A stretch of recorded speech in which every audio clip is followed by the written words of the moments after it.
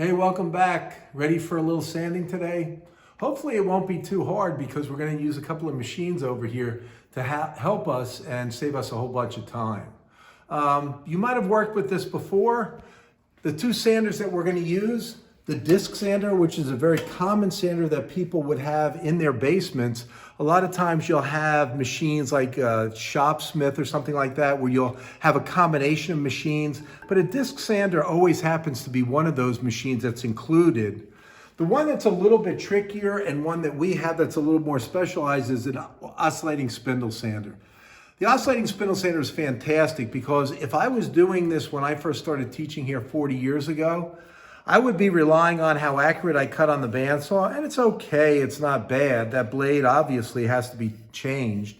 But I would be sanding this by hand in hopes that it one day would get to be a rounded shape. With the spindle sander, it's gonna save me time because it's a mechanized way of cleaning everything up that's rounded. When you look at this, the spindle sander and the disc sander have two distinct different operations. Understand that the spindle sander goes in. So we would use the spindle sander for concave shapes that go in. The disc sander is a flat disc, and we would use that for the shapes that go out, or the convex shapes. So that's going to be one of the questions on your quiz today is, what do I use the spindle sander for? What do I use the disc sander for? The spindle sander is for concave shapes, and the disc sander is going to be for convex shapes. I'm going to start by using the spindle sander. So if you follow me over here, you notice that this radius is pretty big. This is probably about a 3.5 inch radius. I obviously can't get into this tight area, but I can get into this area pretty easy. So whatever I have that's on here now is what I usually start sanding with.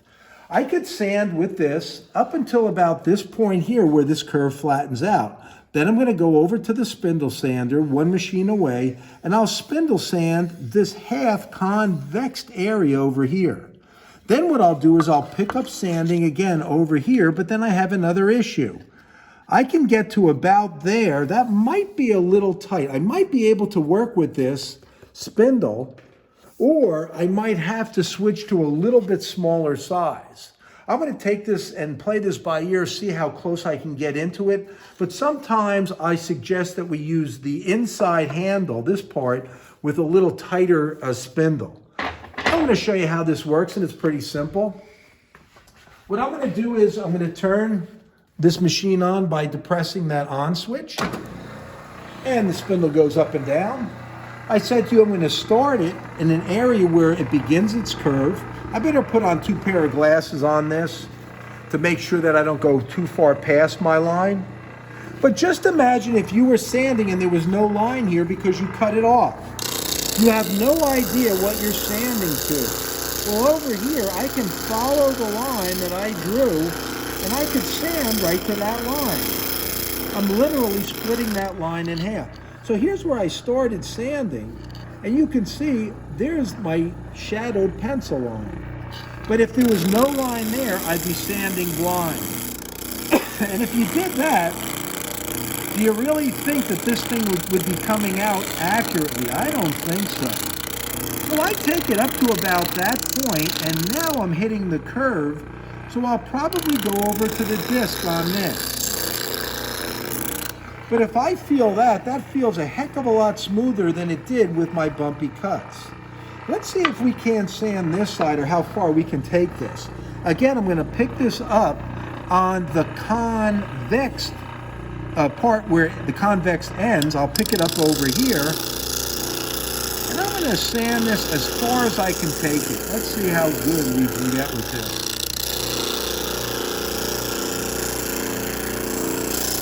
I just don't want to hit the handle with my sander. That's about as far as I can get without hitting that handle. But you see, I was a little bit more off the line over here. I'm putting a little bit more pressure on. I don't want to hit that. That's what I'm worried about. Now, this little area over here Is it worth it to put the still big spindle? I don't think so.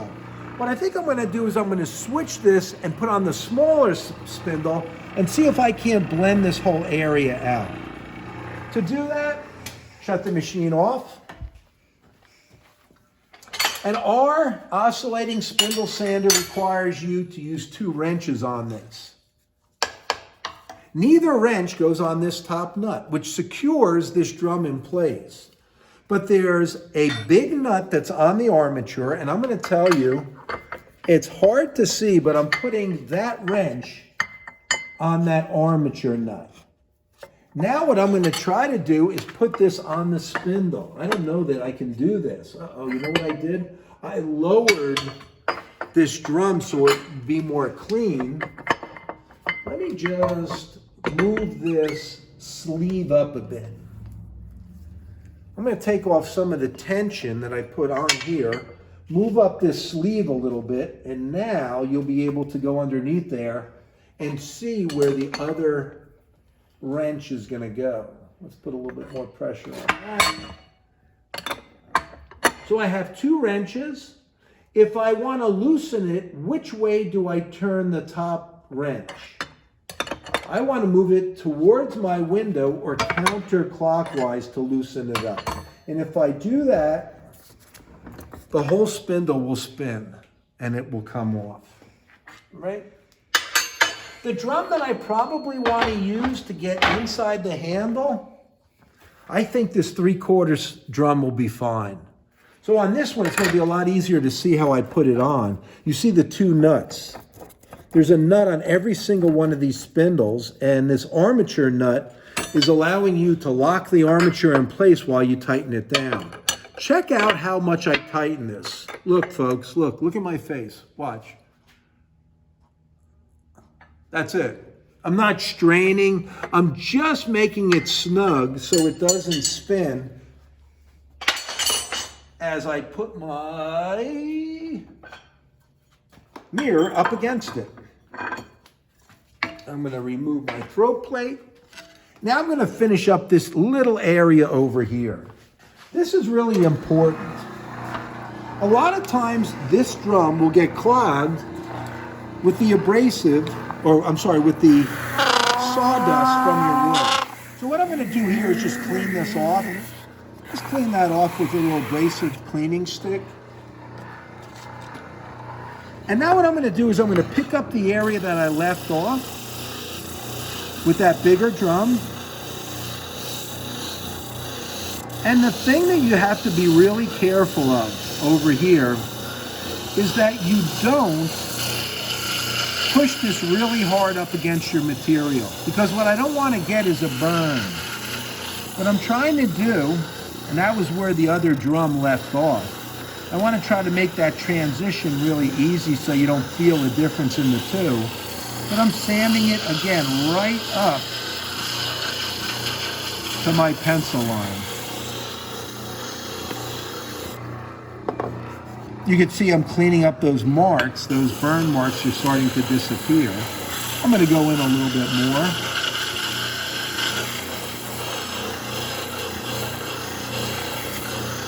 And if you had cut your line off, this is how you would be sanding. I'm not sanding to anything here. I'm just sanding blindly. So whatever shape it turns out, well, that's the way it's going to be. So if I look at this here, there is my curve. I can still go a little bit more over here. And I'll go a little bit more over here.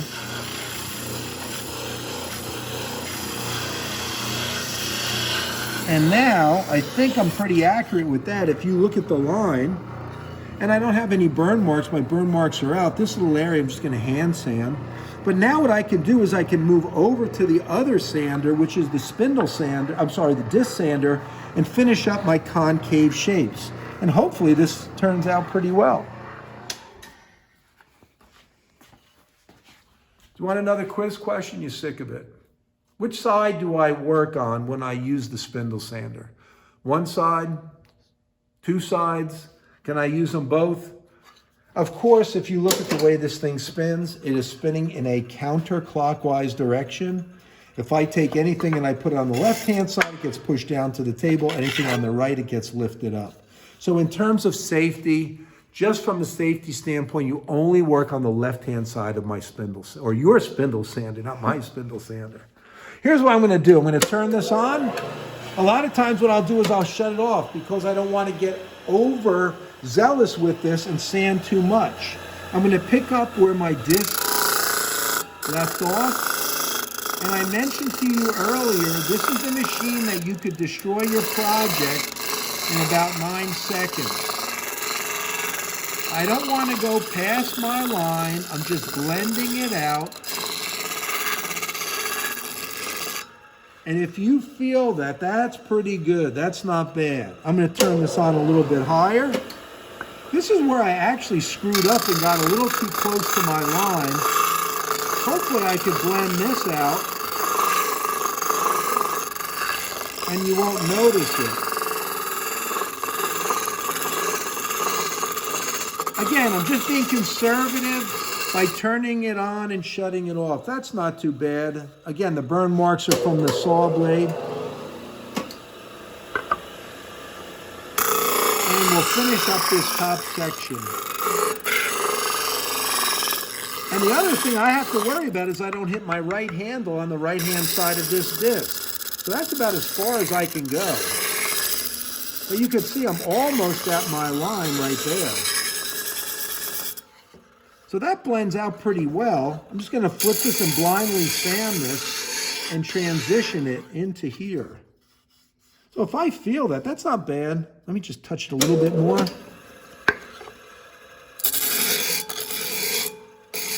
And when I do this, to make sure I'm accurate, I always close my eyes. I'm more sensitive.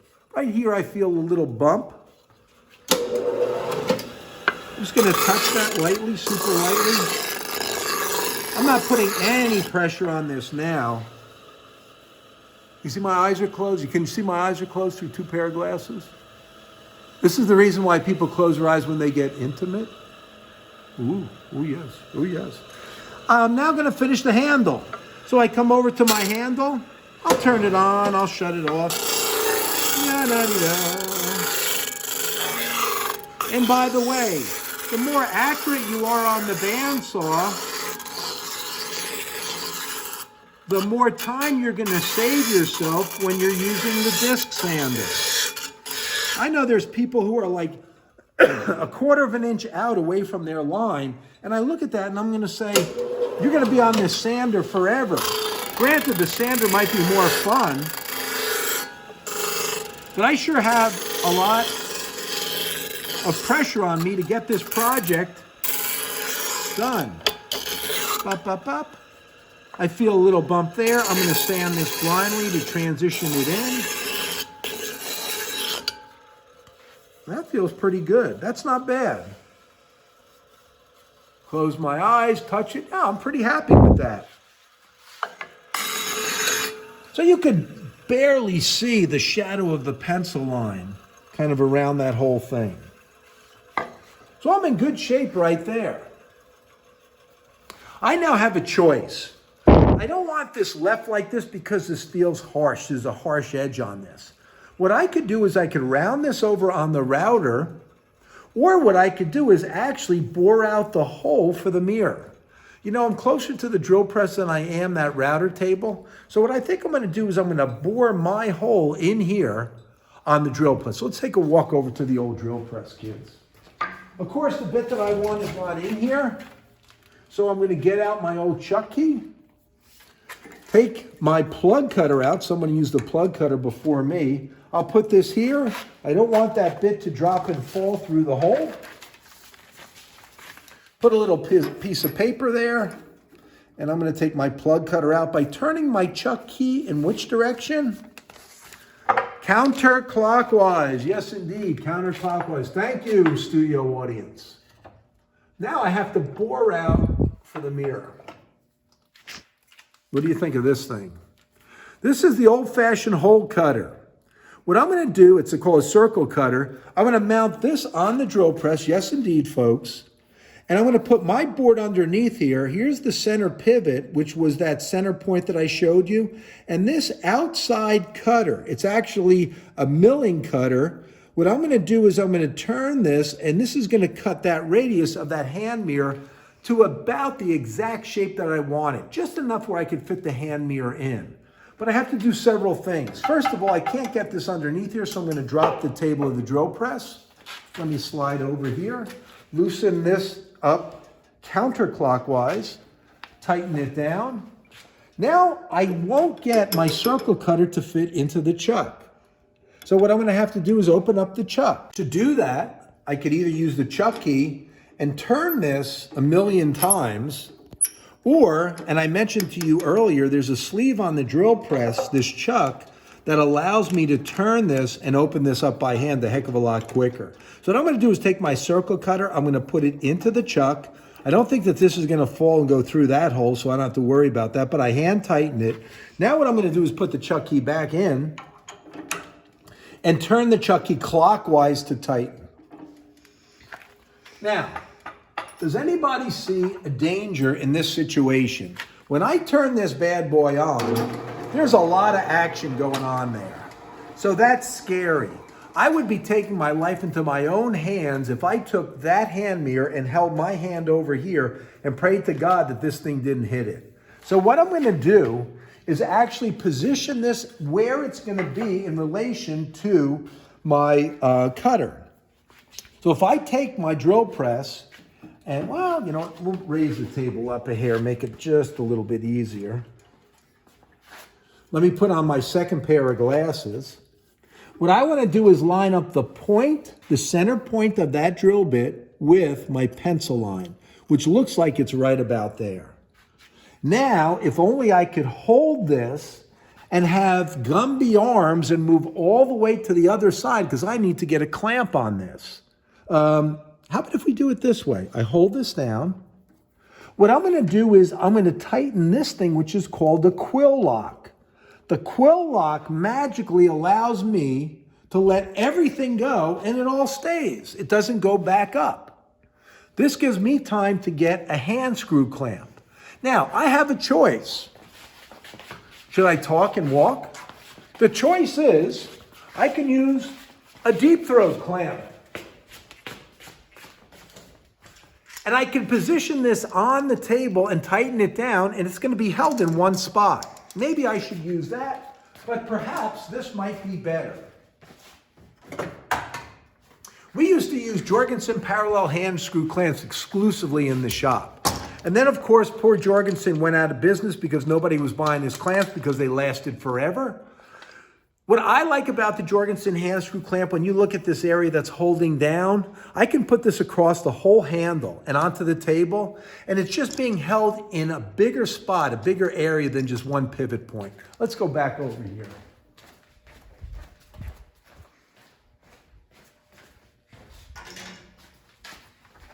And here's what I'm talking about.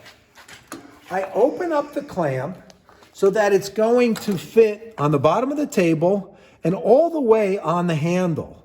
So now when I tighten this up, and the thing that's tricky about a Jorgensen parallel hand screw clamp is that these jaws have to be parallel in order for this to hold flat down. You notice that the whole clamp is making contact with that wood. So it's not being held in one exact point, it's being held across the entire handle, which is what I like. I don't want this thing flying out of the at me at all. So now when I take this and I spin this, I don't have to worry about holding on to this at all. I'll let my hand screw clamp do my job while I make my cut. As I'm drilling, I need this to go down about 1/8 inch into this wood. Now it's not 1/8 inch from here because that point of the drill bit that's centered is deeper than the cutter. So I want to go 1/8 inch from the cutter. So if you look at that, I kind of guesstimated that this is maybe about 1/8 of an inch or 3/16. Take a look up here where I set my depth. My depth is probably about 3/8 of an inch. So it's deeper than what it has to be in terms of the depth of the cut. I want the mirror to fit into it. The other thing that's not a problem is if I drill too deep, I'm going to take out the center by using a handheld router, and by adjusting that depth, I can get the exact depth that I want. So I can't make a mistake by going too deep. You can make a mistake if you go all the way through. So I'm going to go down at least 1/8 of an inch. Let's see how I do this. With this clamped in place, with my left hand nowhere near this table, what I'm going to do is I'm going to loosen up the quill lock. Boy, sometimes I'm strong. And now what I'm going to do is turn the machine on and go slowly down. What you're going to hear is the cutter start to cut as it makes its way around the entire mirror.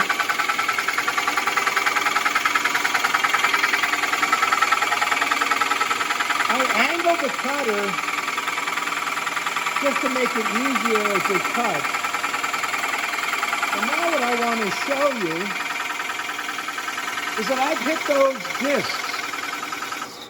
I've hit the discs, so the depth that I set it to is exactly where I want it to be. Now we have a problem. You say, how's a mirror going to fit into that? Well, I got to take this center out completely. So that's where I'm going to use a handheld router and actually do that. But before I do that, I want to show you something that happened one time, a long time ago, to a student. He was making this hand mirror for his girlfriend. He used the circle cutter to cut his circle for his mirror. He shut it off. He was so excited to see how it looked. His hand went across this to get into the hand screw, and that cutter just cut his hand right across the top. The good part is that we were able to put a mirror on the hand so he could always look at himself, but he was scarred for life. No, just kidding. And that didn't happen. But I see so many times people do that, and I go, wow, don't do that. You're out of your mind. So, anywho, here's my mirror getting closer. The next thing that I said to you, the router table's further away. We're going to go to the router table. We're going to round this over. We're not going to just round it over. We're going to bullnose it. That's what we're going to do. We'll bullnose it. Come on, follow me.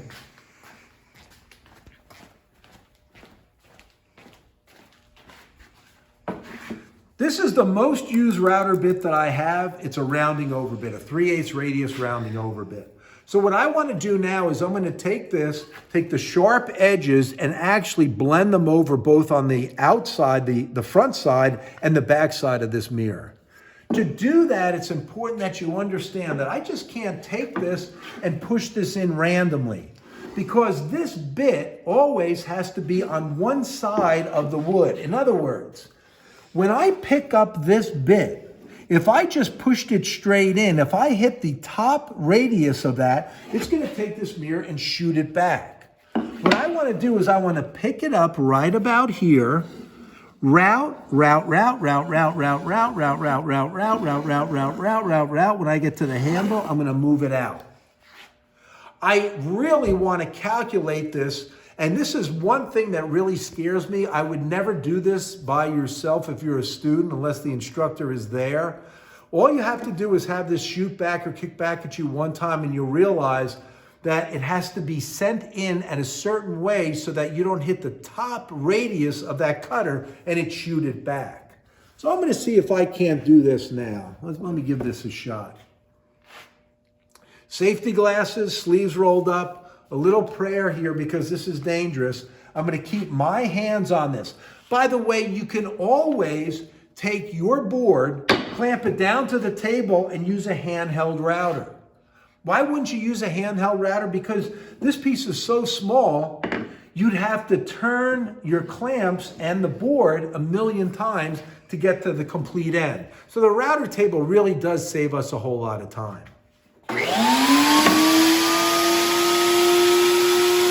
The ball bearing on the top allows me to pattern cut this. So I'm going to take this and blend it in. I'm going to route. I'm going to pivot it. Route. When I get to the end, I'm going to take it out. If you're using a handheld router, every time you stop with the router, especially if it's a dull bit, it's going to leave a burn mark. So if you look at what I did, here's where I stopped to turn my hands. That's the burn mark I'm going to have to sand off. But for the most part, it doesn't give me burn marks, which is the reason why I like it. I'm going to do the same exact thing on the opposite side, and now this thing will look from the front side like it's completely rounded over. And then I'll tackle the handle last. Little prayer. Bring it in. Turn, turn, turn, turn. Pivot it, pivot it, pivot it, pivot it, pivot it, pivot it, pivot it. Try to keep it moving, keep it moving, keep it moving. And now you have an idea of what my hand mirror is going to look like. This is completely rounded over. I have a little burn mark here, I guess, from the bandsaw that I'll blend out. But if you look at it, and that's from the router where I stopped, I'll blend that out. Now's the tricky part, the handle. If you're doing this project, I'm watching you do everything else, I'll do the handle. Because with the handle, it's one of those things where most people will put it in like this and the board shoots back. I have to pick up the same curve, turn it, turn it, turn it, turn it, turn it, turn it, turn it, keep on turning it until I get to the other side. So it's a super dangerous operation. Let's see if I can do it safely. It's like the old people do. I'm going to pick it up from the same spot.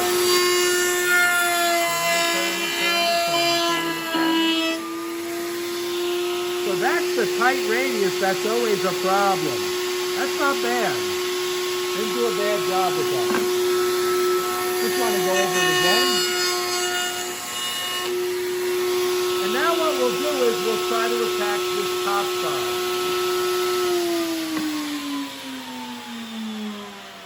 I'm going to switch places with the cameraman because I need to be on this side.